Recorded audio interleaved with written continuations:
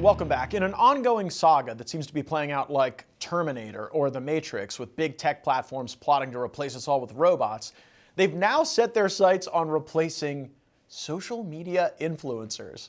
Meta is no longer satisfied with your likes and shares and data. Now they're spending a staggering $65 billion to build robot influencers that further addict you to their platforms without even the veneer of human connection. Imagine the viral meme of the day being drafted by a machine. I don't know, maybe they'd be pretty good. And Meta certainly isn't alone in this AI uprising. Google is leading the charge to replace human drivers with its autonomous vehicle technology, potentially putting upwards of 9 million drivers in America out of work. And over at Salesforce, they're contemplating not hiring any new software engineers in 2025, opting instead for AI agents that do the coding. That's right, no need for coffee breaks or benefits or sexual harassment charges in the workplace, just pure coding and crunching from robots. In the world of finance, Bridgewater Associates already cut more than 100 jobs to make way for AI solutions. In manufacturing, assembly lines are seeing a dramatic shift. Companies like Tesla are automating production to such an extent that human roles are becoming more and more about oversight than operation. Now, let's talk about your next meal. Fast food chains are not immune from this AI revolution either. Robots are flipping burgers and making fries at places like White Castle, and AI is actually taking orders at Wendy's drive-thrus, reducing the need for human workers. That actually doesn't sound so bad. Maybe they'll finally remember to give me my barbecue sauce with the chicken nuggets. So what's next? Will AI start hosting talk shows? Joining me now is the CEO of Pickax, Jeff Dornik. Jeff's been warning us about some of the downstream impacts of AI development for some time. Jeff, now that we've got the news that the social media influencers might be replaced by AI, is anyone going to be safe?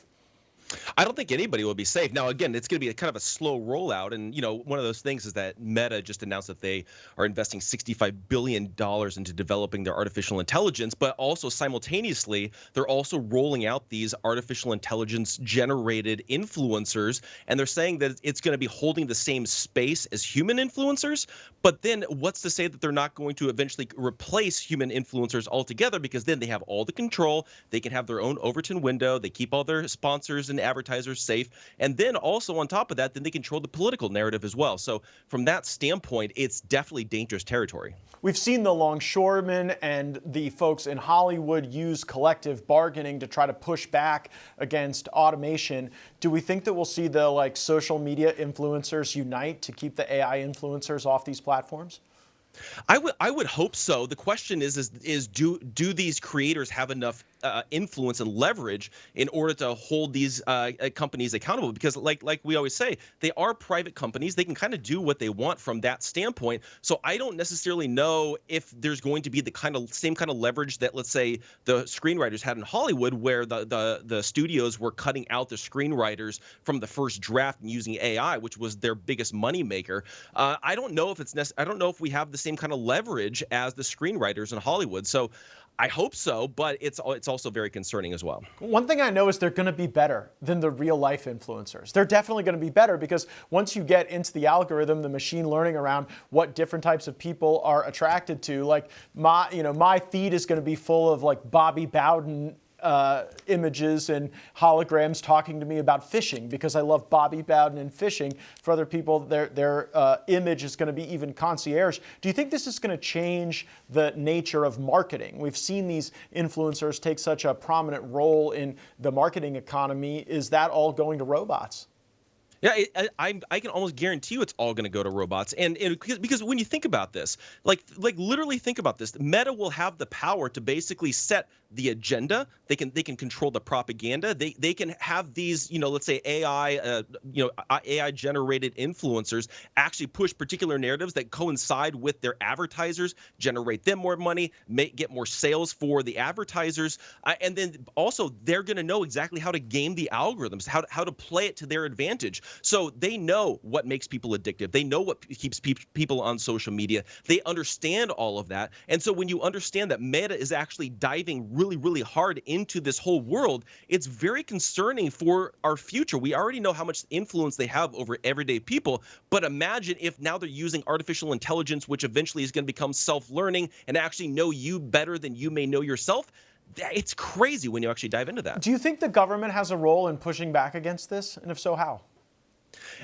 Possibly, I could see a scenario where there is some sort of regulation and oversight when it comes to AI. I'm always very cautious when it comes to that, but I think that the ramifications of artificial intelligence over the minds and souls of the American people is extremely concerning. And I think we need to figure out, how do we ensure that we just don't become an extreme oligarchy where we're going to have these big tech billionaires that are controlling basically everything and brainwashing people and pushing propaganda. And then we also saw with the Twitter files and with Mark Zuckerberg's admission that they were working basically at the behest of the FBI in order to push certain narratives or basically suppress certain narratives.